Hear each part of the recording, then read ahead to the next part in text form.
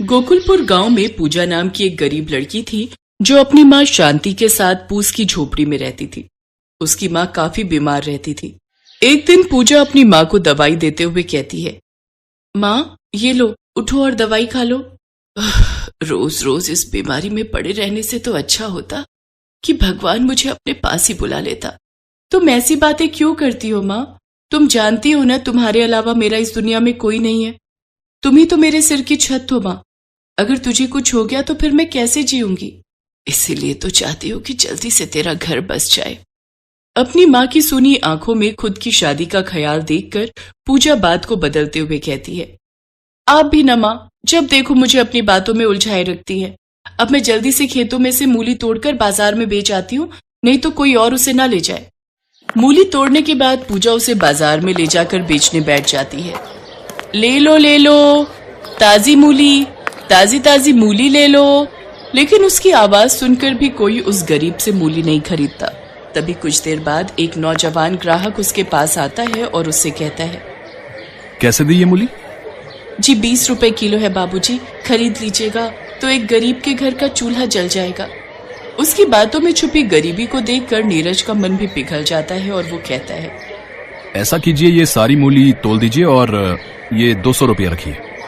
नीरज की दरियादिली देखकर पूजा का उदास चेहरा खुशी से भर जाता है और वो खुश होकर नीरज से कहती है, बहुत बहुत शुक्रिया साहब आपका। आज आपकी वजह से मैं अपनी बीमार माँ को भरपेट खाना खिला सकूंगी, साथ ही उनके लिए थोड़ी दवाई भी ले लूंगी। ऐसे ही कई दिन बीतते जाते हैं और नीरज अब रोज पूजा से आकर मूली खरीद कर ले जाने लगा। धीरे धीरे दोनों में जान पहचान हुई और दोनों दोस्त बन गए। फिर एक दिन नीरज पूजा के घर की दहलीज तक आ पहुंचा। अरे साहब, आप यहाँ अंदर आइए, हमारे इस गरीब खाने में आपका स्वागत है। नीरज अंदर जाता है और पूजा की माँ के पैर छूकर कहता है, प्रणाम माँ जी। माँ, ये वही साहब हैं जिनकी वजह से हमारा घर चल रहा है। यही रोज आकर मुझसे सारी मूली खरीद कर ले जाते हैं। जीते रहो बेटा, जीते रहो। भगवान तुम्हारी हर मनोकामना पूरी करे। इस वक्त तो भगवान से पहले केवल आप ही मेरी मनोकामना पूरी कर सकती है माँ जी। क्या मतलब? मैं कुछ समझी नहीं बेटा। अब बात यह है माँ जी कि आपकी बेटी पूजा मुझे भा गई है और मैं उम्र भर के लिए इसका हाथ थामना चाहता हूँ, अगर आपकी इजाजत हो तो। ये बात सुनकर शांति की आंखों से आंसू बहने लगते हैं और वो रोते हुए कहती है, बेटा, कौन गरीब नहीं चाहता कि उसकी बेटी के हाथ पीले हो। तुम ले जाओ इसे, तुम इसे ले जाओ। नहीं माँ, मैं तुम्हें छोड़कर कहीं नहीं जाऊंगी। मेरे अलावा आपका इस दुनिया में कोई नहीं है। माँ जी को भी हम साथ ले चलेंगे पूजा। इसके बाद वो दोनों मंदिर जाकर 7 फेरे ले लेते हैं। फिर पूजा और उसकी माँ को लेकर नीरज अपने घर चला जाता है। वो दरवाजे की घंटी बजाते हैं तो नीरज की माँ सुभद्रा दरवाजा खोलने के लिए जाती है। अब इस वक्त कौन घंटी बजा रहा है? ओहो, कहीं फिर से कोई भूखा नंगा तो नहीं आ गया। सुभद्रा जैसे ही दरवाजा खोलती है तो अपने बेटे के गले में शादी की माला देखकर सारा माजरा समझ जाती है। वो तो मैं तुम दोनों के गले में पड़ी माला को देखते ही समझ गई। खैर, हम कर भी क्या सकते हैं, अब तुम्हारी खुशी में ही हमारी खुशी है। मैं जानता था माँ, आप हमें जरूर माफ कर देंगी। लेकिन वो सब ये बात नहीं जानते थे कि सुभद्रा की इस हामी के पीछे कुछ और ही राज छुपा था। अगले दिन सुबह जैसे ही नीरज ऑफिस के लिए निकलता है तो सुभद्रा का अत्याचार दोनों माँ बेटी पर शुरू हो जाता है। अरे ओ गरीब खाने से आई हुई माँ बेटी, इस महल को देखकर तो तुम दोनों की आंखें चौंधिया गई होंगी ना। तुमने तो ऐसा घर सिर्फ अपने सपने में ही देखा होगा और उसी सपने को पूरा करने के लिए बुढ़िया तूने अपनी जवान बेटी का इस्तेमाल करके मेरे भोले भाले अमीर बेटे को फंसा लिया। मैं तुम दोनों माँ बेटी की सब चाल समझती हूँ। बहन जी, ऐसा कुछ नहीं है, आप गलत समझ रही हैं। बस अब नाटक बंद करो और जल्दी से काम पर लग जाओ।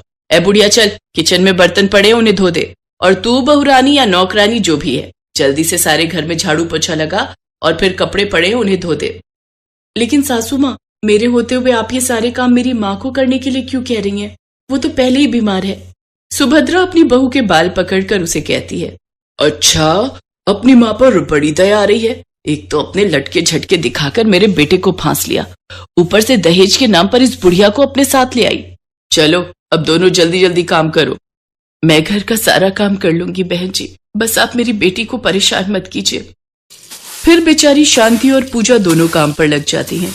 ऐसे ही कई दिन बीत जाते हैं। नीरज के जाते ही सुभद्रा दोनों से दिन भर काम लेती और उन दोनों पर अत्याचार करती। शांति, अरे ओ शांति, अरे कहाँ मर गई बुढ़िया? सासू माँ, आज मेरी माँ की तबीयत ठीक नहीं है, उन्हें तेज बुखार है। अगर कोई काम है तो आप मुझे बता दीजिए। अच्छा, तो वो महारानी मेरे घर में आराम फरमा रही है, अभी बताती हूँ उसे। ये कहकर सुभद्रा पानी की बोतल आराम कर रही शांति पर उड़ेल देती है। बहन जी, ये क्या तरीका है एक सोते हुए इंसान को जगाने का? चुप कर, अब तू 2 टके की बुढ़िया मुझे तरीका बताएगी? चल खड़ी हो, घर का सारा काम बाकी है और तू यहाँ घोड़े बेचकर सो रही है। बहन जी, मुझे बुखार है और मुझे चक्कर भी आ रहे हैं। आज मुझ में बिल्कुल हिम्मत नहीं है कि मैं कुछ काम कर सकूं। तुम जैसे भिखारियों की नौटंकी बाजी मैं अच्छे से जानती हूँ। बस बेड पर पड़े पड़े ही मुफ्त की रोटी तोड़नी है तुमने। अगर घर का काम नहीं किया ना तो भूखा मारूंगी तुम लोगों को। तुम जैसे भिखारियों की एक ईंट तक खरीदने की औकात नहीं। वो एहसान मानो मेरा जो तुम्हें इस आलीशान छत के नीचे रहने को मिल रहा है। बेचारी गरीब माँ बेटी को अपनी ऐंठ दिखाते हुए सुभद्रा वहां से चली जाती है और अपने कमरे में जाकर आराम से बेड पर लेटे लेटे गोंद के लड्डू खा रही होती है। सुभद्रा रोज इसी तरह उन दोनों पर किसी न किसी बहाने से अत्याचार करती रहती। इन दोनों गरीब औरतों पर कितना भी अत्याचार कर लो, लेकिन ये दोनों है कि यहाँ से खिसकने का नाम ही नहीं ले रही। अब मुझे अपना आखिरी दाव खेलना ही होगा। अरे बहू, कहाँ मर गई? इधर तो आ। जी माँ जी, आपने बुलाया मुझे? तूने मेरी साड़ी प्रेस किया नहीं? जी, वही कर रही थी। अच्छा, एक काम कर, मेरे लिए जाकर पहले किचन से 1 गिलास पानी तो ले आ। जी, अभी ले आई।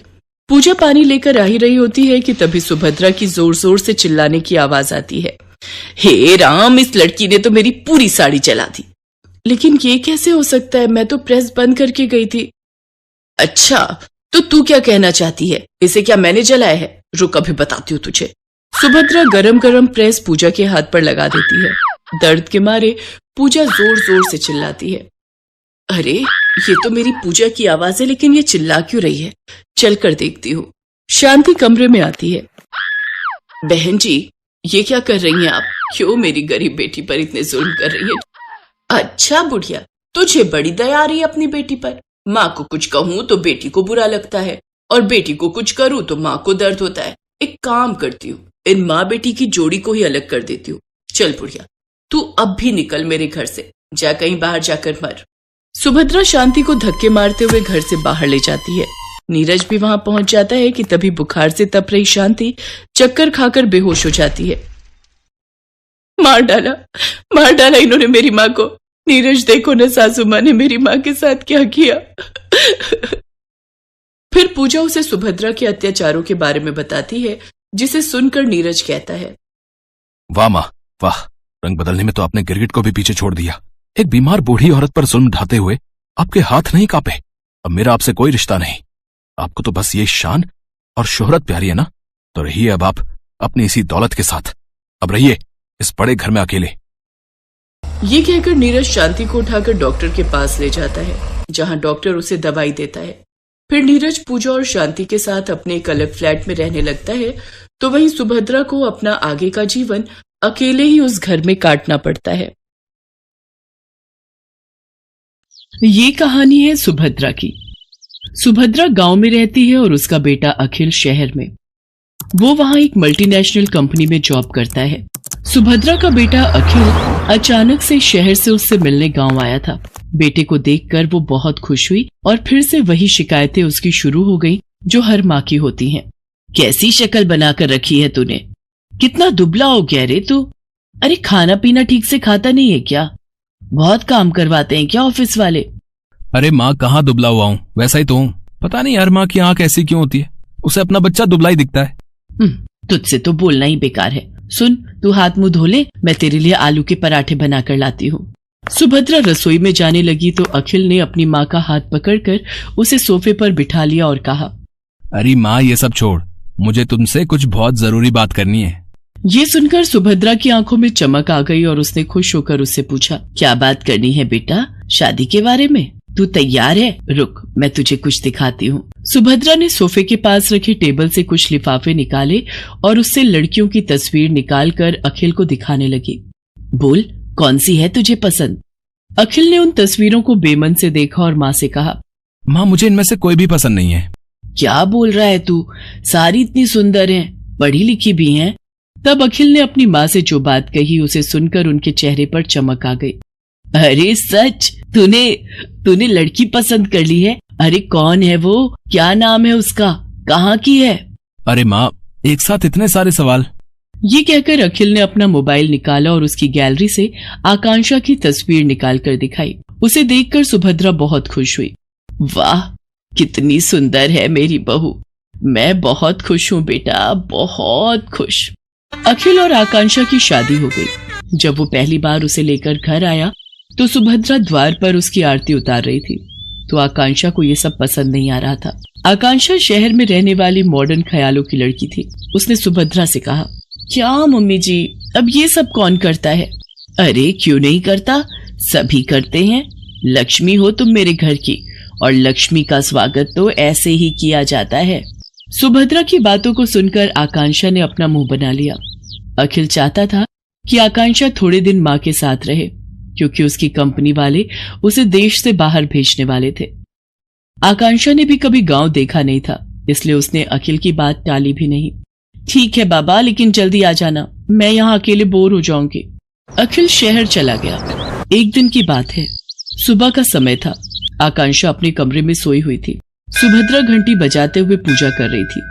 घंटी की आवाज से आकांक्षा डिस्टर्ब हो रही थी। वो गुस्से में बाहर आई और सुभद्रा से कहा, क्या मम्मी जी, सुबह सुबह इतना शोर क्यों कर रही हैं आप? ऐसा नहीं कहते बहू, मैं पूजा कर रही हूँ और अब तो सुबह के 7 बज गए। 7 बज गए तो मैं क्या करूँ? मुझे आप जैसे गवारों की तरह जल्दी उठने की आदत नहीं है। चलिए अब बंद करिए ये सब और मुझे सोने दीजिए। सुभद्रा को अपनी बहू की बात बहुत बुरी लगी, लेकिन वो चुप रह गई और खुद को ही दोष देने लगी। मेरी ही गलती है। अरे वो शहर की है, वहाँ लोग देर से सोते हैं, देर से जागते हैं। मुझे इस बात का ख्याल रखना चाहिए। आकांक्षा ज्यादातर समय या सोकर बिताती या अपने दोस्तों से बात करके। वो सुभद्रा की कोई मदद नहीं करती। एक दिन वो फोन पर बातें कर रही थी और सुभद्रा अपने बैल को चारा दे रही थी, तो अचानक उसका बैल जोर से रंभाने लगा। अरे क्या हो गया, क्यों गुस्सा कर रहे है तू? मैं आ तो गई खाना देने। हाँ ठीक है, मैंने आज थोड़ी देर कर दी। अरे क्या करती, मेरे घुटनों में जोरों का दर्द जो था। बूढ़ी हो गई हूं ना मैं। उधर फोन पर बातें करती आकांक्षा की दोस्त ने बैल के रंभाने की आवाज सुनी तो उसने कहा, अरे क्या बात है आकांक्षा, तबेले में है क्या तू? ये पीछे से कैसी आवाज आ रही है? अरे गांव है ना ये, यहाँ तो गाय भैंस की आवाज आएगी ना, कोई डीजे तो बजेगा नहीं। अच्छा सुन, मैं तुझसे थोड़ी देर में बात करती हूँ। आकांक्षा ने फोन काटा और सीधे सुभद्रा के पास पहुंची। क्या मम्मी जी, आप लोगों को जरा भी तमीज नहीं है क्या? अरे मैं फोन पर बातें कर रही हूँ और आपका ये बैल शोर कर रहा है। अरे मेरी बेइज्जती होती है दोस्तों के सामने। आपको बड़ा मजा आता है ना मुझे तंग करने में। ये तुम कैसी बातें कर रही हो बहू? मैं भला तुम्हें क्यों तंग करूंगी? और जहां तक बात रही इसके रंभाने की, तो इसे भूख लगी थी। अब ये बेचारा हमारी तरह खाना तो मांग नहीं सकता, जानवर है ना। ये जानवर है, आप तो नहीं। कान खोलकर सुन लीजिए, जब मैं अपने दोस्तों से बात करूं तो इसे बाहर ले जाइए, नहीं तो मैं ये घर छोड़कर चली जाऊंगी। अरे नरक बना दिया है मेरा जीवन आप लोगों ने। सुप्रिया फिर से खामोश रह गई। एक दिन जब वो गोबर से घर का आंगन लीप रही थी तो आकांक्षा फिर से नाक बंद करके तमतमाती हुई बाहर आई और गुस्से में सुप्रिया से कहा, क्या है मम्मी जी, ये क्या है? पूरे घर में आपने बदबू फैला दी है। बहू गोबर है ये, पता है कितना पवित्र होता है, घर में कीटाणुओं को प्रवेश नहीं करने देता ये। अरे क्यों मेरे पीछे पड़ी हैं आप? नहीं चाहिए मुझे अपने घर में गोबर वोबर। जब मैं चली जाऊंगी तो करते रहना ये सब। बिल्कुल गवारों के बीच में छोड़कर गया ये अखिल। कंपनी वालों ने 2 महीने की ट्रेनिंग और बढ़ा दी उसकी। 2 महीने इस गांव को और झेलना पड़ेगा मुझे। सुप्रिया आकांक्षा की किसी बात का बुरा नहीं मानती, वो उसे बहुत प्यार करती थी। एक दिन की बात है, सुप्रिया ने आकांक्षा से कहा, बहू आज कुछ लोग तुम्हें देखने के लिए आ रहे हैं। वो क्या है ना कि ये लोग शादी में नहीं आ पाए थे। मुझे देखने? अरे मैं क्या कोई नुमाइश की चीज हूँ जो मुझे देखने आ रहे हैं? सुनिए, उन लोगों को मना कर दीजिए, मुझे किसी से नहीं मिलना। आकांक्षा बार बार सुप्रिया का अपमान करती और बार बार उसे जली कटी सुनाती, लेकिन सुप्रिया अपनी बहू को कुछ नहीं कहती। उसे हमेशा यही लगता कि बहू शहर की है, वहां के तौर तरीके अलग होते हैं, उसे वो बदल नहीं सकती। एक बार की बात है, सुप्रिया कुछ दिनों से बहुत बीमार थी। उसका बुखार उतरने का नाम ही नहीं ले रहा था, लेकिन आकांक्षा को इन सब बातों से कोई फर्क नहीं पड़ता था। एक दिन आकांक्षा छत की बाउंड्री के पास खड़ी होकर अपने दोस्तों से बातें करते हुए और अपनी सास की शिकायत करके अभी फोन रखा ही था कि तभी न जाने कैसे उसका पैर फिसल गया और वो छत से नीचे गिर पड़ी। आह! आकांक्षा की आवाज सुनकर सुप्रिया भागी भागी बाहर आई। उसने देखा कि आकांक्षा जमीन पर गिरी तड़प रही है। बहू, बहू, अरे ये कैसे हो गया? आकांक्षा लहूलुहान हो गई थी। गांव में अस्पताल 4 किलोमीटर दूर था। सुप्रिया को समझ नहीं आ रहा था कि वो क्या करे। तभी उसे अपने बैल के रंभाने की आवाज आई। सुप्रिया ने अपने बैलों को तुरंत बैलगाड़ी में जोड़ा और अपनी बहू को उसमें डाला और खुद ही बैलगाड़ी चलाकर अस्पताल की ओर जाने लगी। जल्दी चल और जल्दी चल, मेरी बहू को जल्दी से अस्पताल पहुंचाना है। दोनों बैल पूरी तेज गति से भागने लगे। कुछ देर बाद ही वे सभी अस्पताल पहुंच गए। आकांक्षा की गंभीर हालत देखकर डॉक्टर ने उसे तुरंत एडमिट कर दिया और उसका इलाज शुरू कर दिया। कुछ देर बाद डॉक्टर ऑपरेशन थिएटर से बाहर आए। अब आपकी बहू की हालत में सुधार है। अगर आपने उसे लाने में जरा भी देर की होती तो कुछ भी हो सकता था। जब तक आकांक्षा अस्पताल में रही, सुप्रिया न रात को सोती न दिन को। वो सारा समय उसके सिरहाने बैठी रही, उसकी किसी भी जरूरत को तुरंत पूरा करती। आकांक्षा को पता लग गया था कि सुप्रिया किन परिस्थितियों में और कैसे उसे अस्पताल लेकर आई थी। उसे अपनी हर पुरानी बात आज याद आ रही थी और उसे पश्चाताप हो रहा था। माँ जी, मुझे माफ कर दीजिए। मैंने आपके साथ कितना बुरा किया, क्या नहीं कहा आपको, लेकिन आपने मेरी जान बचाने के लिए क्या कुछ नहीं किया। मेरी गलतियों के लिए माफ कर दीजिए। अरे कोई गलती नहीं की तूने, तू ठीक हो गई बहू, बस मेरे लिए यही सबसे बड़ी बात है। तभी आकांक्षा को बैल के रंभाने की आवाज आई। वो उस आवाज को सुनी रही थी। तभी, पता है तू यहाँ बीमार है तो मेरे दोनों बैलों ने भी खाना पीना छोड़ दिया है। वो अस्पताल के बाहर ही खड़े रहते हैं। सच कहूँ तो वो ना होते तो पता नहीं मैं तुम्हें कैसे अस्पताल लेकर आती। सुप्रिया की बातों को सुनकर आकांक्षा की आंखों से झरझर कर आंसू निकलने लगे। वो बाहर निकली और बैलों को गले लगाकर उनसे भी माफी मांगी। आकांक्षा बदल गई थी। उसे गांव अच्छा लगने लगा था और सुप्रिया में तो उसकी जान बसने लगी थी।